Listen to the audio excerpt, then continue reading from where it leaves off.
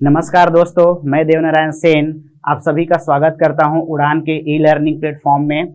मैं आपके सामने एक बार फिर से साइंस के बहुत ही महत्वपूर्ण प्रश्नों को लेकर आया हूं। हम लोग सभी प्रश्नों को एक एक करके सॉल्व करेंगे। चलिए तो फिर बढ़ते हैं हम लोग क्वेश्चन की ओर। क्वेश्चन नंबर 1 देखते हैं। क्वेश्चन नंबर पहला है, फ्लोएम का मुख्य कार्य है। फ्लोएम का मुख्य कार्य पूछा जा रहा है। इसमें देखिए, फ्लोएम जो कहाँ पाया जाता है, पौधों में पाया जाता है। और फ्लोएम जो होता है संबंधित है पत्तियों में बनने वाले भोज्य पदार्थों को पूरे पौधे के विभिन्न अंगों को पहुंचाने के लिए। एक शब्द हम इसी के समकक्ष और पढ़ते हैं, जिसको हम लोग बोलते हैं जाइलम। जाइलम क्या करता है, तो जल एवं खनिज लवणों को वो जल के द्वारा शरीर के विभिन्न हिस्सों तक वो लाता है। पत्तियों में मुख्यतः प्रकाश संश्लेषण होता है, तो पत्तियों में ही क्या होता है, पानी की जरूरत होती है। तो इसका सही आंसर होगा ऑप्शन नंबर बी, पत्तियों द्वारा निर्मित भोजन को पौधों के विभिन्न भागों में पहुंचाना। Option number B is correct answer. Next question देखते हैं। स्वपरागण सेल्फ पॉलिनेशन का क्या अर्थ है? स्वपरागण का अर्थ होता है एक पुष्प के पराग का उसी पौधे के अन्य पुष्प तक स्थानांतरण स्वपरागण कहलाता है। अगर कोई फ्लावर है तो इस प्रकार का हम स्ट्रक्चर देखते हैं। ये जो यहां पर पाया जाता है पराग, ये इसी पुष्प के कहां पहुंचता है, वर्तिका तक पहुंचता है, यहां पहुंचता है। फिर इसके जरिए ये धीरे धीरे नीचे पहुंच जाता है। तो ये जो प्रोसेस होता है ये क्या कहलाता है, परागण कहलाता है। अगर ये एक ही पुष्प में उपस्थित परागण का एक ही पुष्प के पार्ट तक पहुंचना है, तो इस स्थिति को हम बोल देंगे स्वपरागण। तो हमारा आंसर होगा option number B is correct. Next question देखते हैं। शरीर का कौन सा अंग रक्त के शुद्धिकरण से संबंधित है? शुद्धिकरण की बात हो रही है, तो यहां पर आएगा हमारा ऑप्शन नंबर डी, किडनी या गुर्दा इज करेक्ट आंसर। अगर गुर्दा या किडनी की हम बात करें तो देखते हैं कि ये जो है ना, ब्लड को क्या करता रहता है, फिल्टर करता रहता है। फिल्टर करने के प्रोसेस में ही ब्लड से जो अलग अलग प्रकार के एलिमेंट है छन के बाहर आ जाते हैं, फिर ये ब्लड को प्योर फॉर्म में आगे भेज देता है। इसलिए ऑप्शन नंबर सी जो है हमारा सही आंसर होगा। चलिए नेक्स्ट क्वेश्चन की तरफ बढ़ते हैं। मानव में होने वाली वंशानुगत बीमारी डाउन सिंड्रोम किस कारण से होती है? तो इसका आंसर है option number C is correct answer. गुणसूत्र 21 के त्रिगुणन के कारण होता है डाउन सिंड्रोम। हमें पता है कि मानव में जो है टोटल 23 जोड़ी गुणसूत्र पाया जाता है, जिसमें से 1 से 22 तक के गुणसूत्र को हम बोलते हैं कायिक गुणसूत्र या ऑटोजोम। और बात हो रही है कायिक गुणसूत्र के बारे में ही, 21वें नंबर के बारे में, एक गुणसूत्र पीछे। तो ये जो 1 से 22 तक का जो गुणसूत्र होता है, ये हमारे शारीरिक आकार विन्यास को निर्धारित करता है। तो ये जो होगा option number C is correct. Next question. DPT में पी किसे संदर्भित करता है? देखिए, डीपीटी जो होता है, डिप्थीरिया, पर्टूसिस,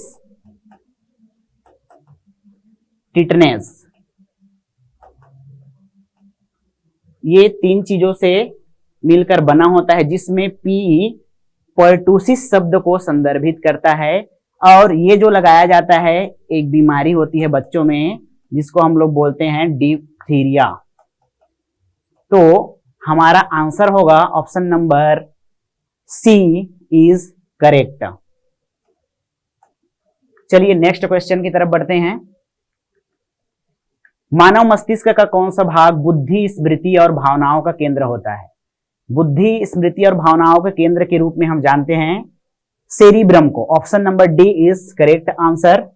सेरिब्रम कहां पर पाया जाता है? तो देखिए, मानव मस्तिष्क 3 भाग में बटा हुआ है। ये अगर मैं सामने वाले भाग की बात करूं तो यहीं पर पाया जाता है सेरिब्रम, जिसको हम लोग बोलते हैं फोर ब्रेन। बीच वाले हिस्से की अगर मैं बात करूं तो ये मिड ब्रेन कहलाता है, और ये वाला जो होता है हाइंड ब्रेन कहलाता है, हाइंड ब्रेन। बात हो रही है बुद्धि स्मृति के बारे में, तो ये आएगा सेरिब्रम, जो कहां पाया जाता है, फोर ब्रेन में। अगर मैं हाइंड ब्रेन या पश्च मस्तिष्क के बारे में बात करूं तो मेडुला ऑब्लोंगेटा जो है ये वाले जगह पर स्थित होता है, जिसको हम लोग बोलते हैं छोटा दिमाग। चलिए नेक्स्ट क्वेश्चन की तरफ बढ़ते हैं। सूची 1 को सूची 2 से सुमेलित करना है। एक तरफ दिया गया है अंग और एक तरफ दिया गया है उसका उत्पाद। तो चलिए देखते हैं, सूची को सुमेलित करते हैं। सबसे पहला ए नंबर पे दिया हुआ है वृक्क। वृक्क जो है किससे संबंधित है, तो हम देख पा रहे हैं ए में दिया हुआ है यूरिया निर्माण, बी में दिया हुआ है, दूसरे नंबर में दिया हुआ है कार्बन डाइऑक्साइड का निष्कासन, तीसरे में दिया हुआ है मूत्र निर्माण और चौथे में दिया हुआ है त्वचा। वृक्क जो होता है क्या करता है, मूत्र निर्माण से संबंधित है। वहीं अगर हम बात करें यकृत का, लीवर का, तो लीवर जो होता है यूरिया का फॉर्मेशन करता है भाई, NH2CO NH2। ये जो यूरिया होता है इसको बनाता कौन है, यकृत बनाता है। ठीक है। अगर मैं बात करूं सी नंबर श्वेत ग्रंथियां के बारे में, तो श्वेत ग्रंथियां जो है हमारे त्वचा से संबंधित है, स्किन से संबंधित है। और मैं बात करूं फेफड़ों के बारे में, तो फेफड़ा जो है सभी जानते हैं क्या करता है, कार्बन डाइऑक्साइड का निष्कासन करता है। कार्बन डाइऑक्साइड को ये हमारे फेफड़ों से बाहर करता है। तो इस प्रकार से हमने इसको सूची को सुमेलित कर लिया है। तो चलिए देखते हैं हमारा आंसर किस प्रकार से सही है। ए में मैंने लिया है 3, बी में मैंने लिया है 1, सी में मैंने लिया है 4। तो देखिए 3 1 4 कहां पर है, 3 1 4, डी में है 2। तो ऑप्शन नंबर सी जो है हमारा करेक्ट आंसर है। इस प्रकार से प्रश्नों को आपको याद रखना पड़ेगा, कौन से अंग जो है किस प्रकार के कार्यों को करता है, तो आपका प्रश्न बहुत ही आसानी से सॉल्व होगा। चलिए आगे बढ़ते हैं नेक्स्ट क्वेश्चन की तरफ। श्वासोच्छ्वास तथा श्वसन के विषय में सत्य कथन की पहचान कीजिए। हमें बताना है, एक ये जो प्रोसेस है उसको बोलते हैं हम लोग ब्रीदिंग, और एक जो प्रोसेस है इसको बोलते हैं हम लोग रेस्पिरेशन। सबसे पहले हम बात करते हैं श्वासोच्छ्वास तथा श्वसन क्या होता है। देखिए फेफड़ों द्वारा वायुमंडलीय जो गैसें हैं उसको अंदर लेना और उसको छोड़ना, सिर्फ अंदर लेना और छोड़ना, यही जो प्रोसेस होता है ब्रीदिंग या श्वासोच्छ्वास कहलाता है। इसके उलट अगर मैं बात करूं रेस्पिरेशन के बारे में, तो जो कार्बन डाइऑक्साइड होता है वो तो ब्रीदिंग प्रोसेस के तहत बाहर चला जाता है, लेकिन रेस्पिरेशन श्वसन में ऑक्सीजन गैस सिंगल सेल तक पहुंचता है। कैसे पहुंचता है, अकेले नहीं पहुंचता है भाई, हीमोग्लोबिन के साथ ऐड होकर पहुंचता है। हीमोग्लोबिन के साथ O2 ऐड होकर पहुंचता है, तो ये HbO2 के रूप में सिंगल सेल तक पहुंचता है, और वहां पर माइटोकॉन्ड्रिया इस ऑक्सीजन का उपयोग करता है ऊर्जा के उत्पादन में। तो देखिए श्वासोच्छ्वास और श्वसन में यही अंतर है कि श्वास लेना और छोड़ना ये ब्रीदिंग है, रेस्पिरेशन है, शरीर के विभिन्न भागों तक ऑक्सीजन का पहुंचना। तो देखिए हम लोग पढ़ते हैं कथन को, श्वासोच्छ्वास कोशिकाओं के बाहर जबकि श्वसन कोशिकाओं के भीतर होता है। कोशिकाओं के बाहर और श्वसन कोशिकाओं के भीतर होता है भाई, ये बिल्कुल सही है, करेक्ट है ऑप्शन नंबर ए। बी पढ़ते हैं, श्वासोच्छ्वास की क्रिया में ऊर्जा उत्पन्न नहीं होती है। बिल्कुल नहीं होती है भाई, हम सिर्फ हवा को फेफड़ों में ले रहे हैं और छोड़ दे रहे हैं, तो इस क्रिया में ऊर्जा उत्पन्न होगी क्या, नहीं होती है। जबकि श्वसन में ऊर्जा उत्पन्न होती है, बिल्कुल होती है। कैसे, ऑक्सीजन का उपयोग कौन कर रहा है, माइटोकॉन्ड्रिया। जब माइटोकॉन्ड्रिया ऑक्सीजन का उपयोग कर रहा है तो यही तो ऊर्जा बना रहा है एटीपी के फॉर्म में, तो हम बोल सकते हैं श्वसन में ऊर्जा उत्पन्न होता है, बिल्कुल सही है। ऑप्शन नंबर सी पढ़िए, श्वासोच्छ्वास एक भौतिक क्रिया है, बिल्कुल सही बात है। श्वसन एक जैव रासायनिक क्रिया है, बिल्कुल सही है। तो इस प्रकार से हम देखते हैं कि ऑप्शन ए, बी और सी तीनों सही हैं, तो हमारा सही आंसर हो जाएगा ऑप्शन नंबर डी, उपर्युक्त सभी कथन सत्य है। चलिए नेक्स्ट क्वेश्चन की तरफ बढ़ते हैं। एक सूची को दूसरे सूची से सुमेलित करना है। यहाँ पर विटामिन दिया हुआ है, उसका रासायनिक यौगिक दिया हुआ है। जैसे मैं बात करूं विटामिन ए के बारे में, विटामिन ए को रासायनिक रूप से जाना जाता है रेटिनॉल के नाम से। अगर मैं सूची को सुमेलित करते जाऊं तो देखिए विटामिन ए जो होता है रेटिनॉल के नाम से जाना जाता है। इसी की कमी से एक बीमारी होती है जिसको हम लोग बोलते हैं नेक्टलोपिया या नाइट ब्लाइंडनेस, या हम लोग आसान शब्दों में जानते हैं उसको रतौंधी के नाम से। अगर मैं विटामिन बी के बारे में बात करूं तो विटामिन बी को बोला जाता है, देखिए ए बता दिया मैंने, विटामिन बी थायमीन, थायमीन होता है। विटामिन सी की अगर मैं बात करूं तो ये होता है एस्कॉर्बिक एसिड। अगर मैं बात करूं टोकोफेरॉल के बारे में तो ये संबंधित है विटामिन डी से। इस प्रकार अगर आप देखोगे तो हमारा जो सूची है वो सुमेलित हो चुका है।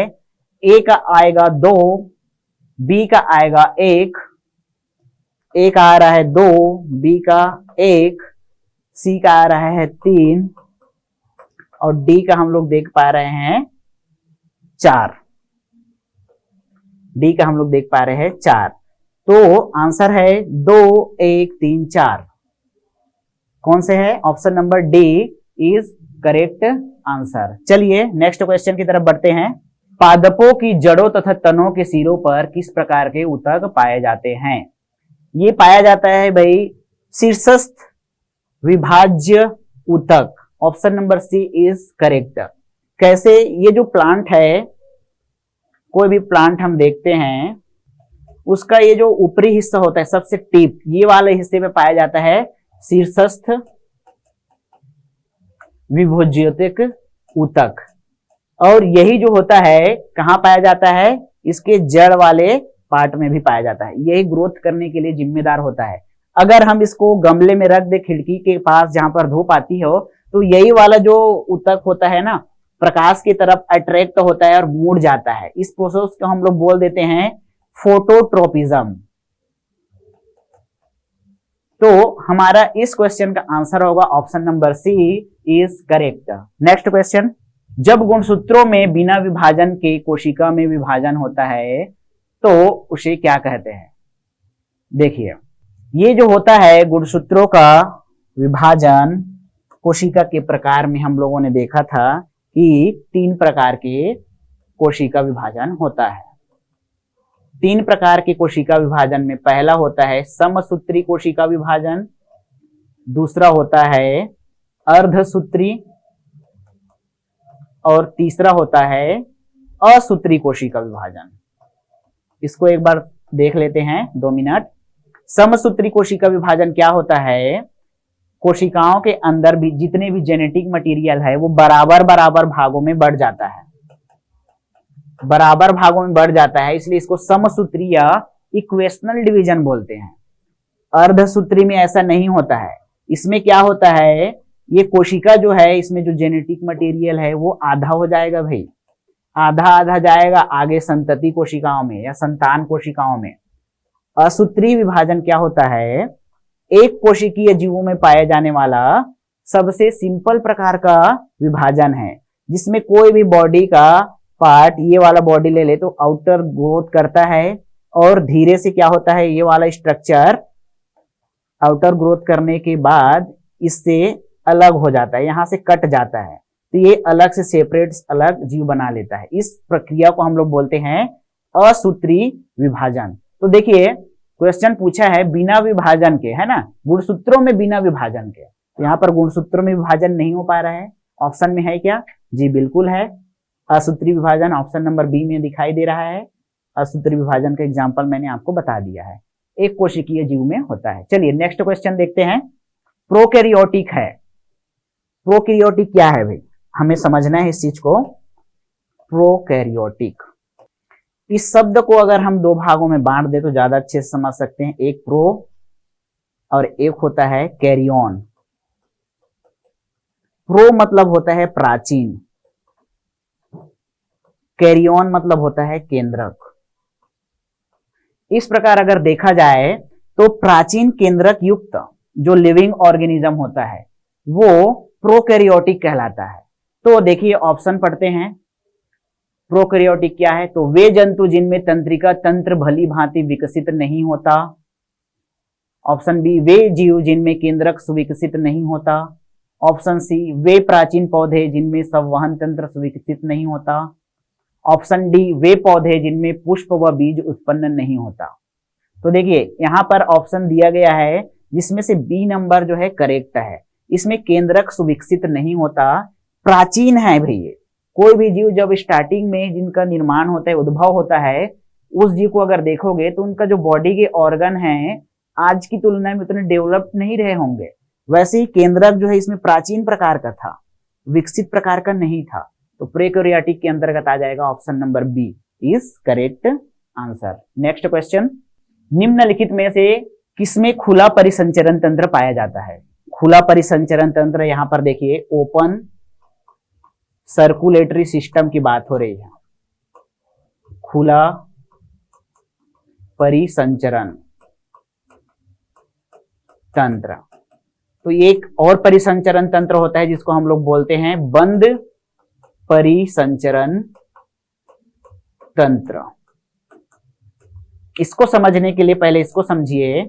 बंद परिसंचरण तंत्र ऐसा परिसंचरण तंत्र होता है जिसमें संबंधित जीव के जो परिवहनीय पदार्थ है ब्लड, वो बंद शिराओं में, धमनियों में बहता है। अब बोल सकते हैं बंद वाहिकाओं में बहने वाला परिसंचरण तंत्र जो होता है क्लोज्ड सर्कुलेटरी सिस्टम या बंद परिसंचरण तंत्र के अंतर्गत आता है, जिसमें विकसित धमनी, केशिकाओं और शिराओं का जाल पाया जाता है। तो खुला परिसंचरण तंत्र क्या होगा? इसमें इस प्रकार का विकसित धमनी, शिराओं का जाल नहीं पाया जाता है। इसमें जो ब्लड होता है, रक्त होता है, ये बॉडी के कैविटी में फ्लो होता है, चेम्बर्स में फ्लो होता है भाई। यहां से ब्लड रिस कर यहां चला जाएगा, यहां से रिस कर यहां चला जाएगा। तो ये इस प्रकार का जो सर्कुलेटरी सिस्टम होता है खुला परिसंचरण तंत्र का उदाहरण है। कॉकरोच तथा सिल्वर फिश जो है इसका बहुत बेस्ट एग्जांपल है दिए गए ऑप्शन में। Option number C is correct answer. चलिए नेक्स्ट क्वेश्चन की तरफ बढ़ते हैं। निम्न में से कौन सा विटामिन जल में घुलनशील है? देखिए जल में घुलनशील पूछ रहा है। दो प्रकार के विटामिन होते हैं, एक जो होता है जल में घुलनशील है और एक जो होते हैं वसा में घुलनशील है। तो देखिए वसा में घुलनशील जो विटामिन है सीमित है। जैसे मैं बात करूं vitamin A, vitamin D, vitamin E, के, ये जो विटामिन होता है ना ये वसा में ही घुलनशील है। वसा या आप बोल सकते हो जब तक तेल रहेगा तब ये आसानी से संश्लेषित हो पाता है। अगर मैं बात करूं जल में घुलनशील विटामिन की तो विटामिन बी की पूरी फैमिली B1, B2, B3 चला जाएगा B12 तक, पूरा ये जो विटामिन आप देख रहे हो ये वाटर सॉल्युबल है, जल में घुलनशील है। तो देखिए ऑप्शन में क्या दिया है, देखिए विटामिन ए आ गया, यहाँ पर विटामिन ए आ गया। यहाँ पर पूछ रहा है ना जल में घुलनशील है तो जल में घुलनशील बताना है। विटामिन ए और विटामिन बी नहीं हो सकता, देखिए विटामिन ए वसा में घुलनशील है। विटामिन बी और विटामिन सी, तो क्या विटामिन बी और विटामिन सी दिया है? यहाँ पर नहीं दिया है भाई। तो जो जल में घुलनशील है वो कौन सा होगा? Option number B, vitamin B और vitamin C is correct answer. आज का जो क्वेश्चन श्रृंखला था यहीं तक था। मिलते हैं अगले वीडियो में, तब तक के लिए धन्यवाद।